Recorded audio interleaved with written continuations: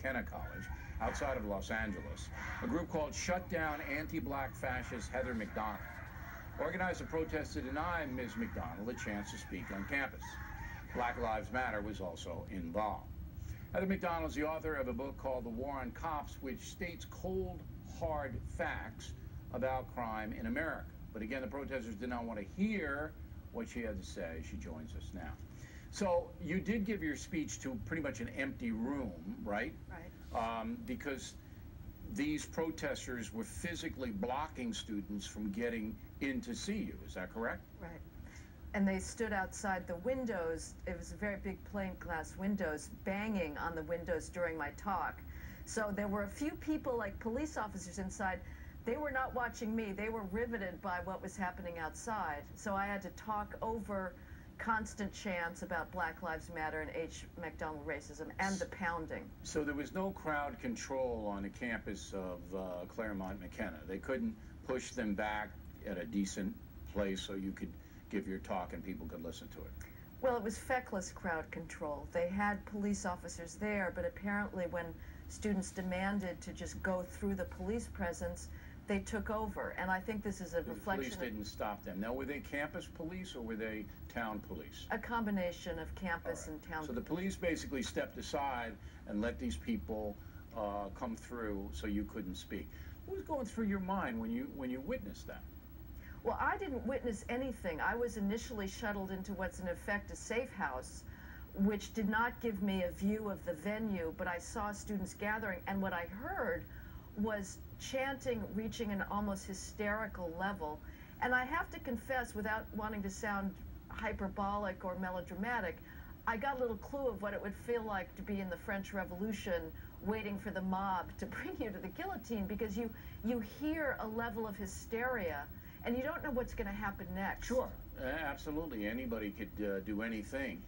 What kind of a school is Claremont McKenna? I don't know much about it. Is it a far left place? Not traditionally. It has been one of the most conservative schools, certainly in California. Really? It's got a whole school of political theory dedicated to studying the founders and the works of philosopher Leo Strauss. But there is not a single college campus today that has not been pushed left by the introduction of faculty, younger faculty that come out of the victimology, identity politics world. And so there were faculty members joining with student demonstrators here as well. Well, I know that there was a administrator from a nearby college, Pomona, who said that her heart was with Black Lives Matter. Mm-hmm. Now, the message that you wanted to get across to these students, if you could just encapsulate it, was what?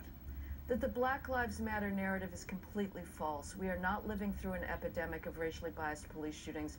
Most importantly, that there are thousands of law-abiding minority residents of high-crime areas who support the police fervently and are desperate for more police protection. And this you know by your research, right? From the Manhattan Institute, you've researched this. You know that those folks want the police in there to protect them.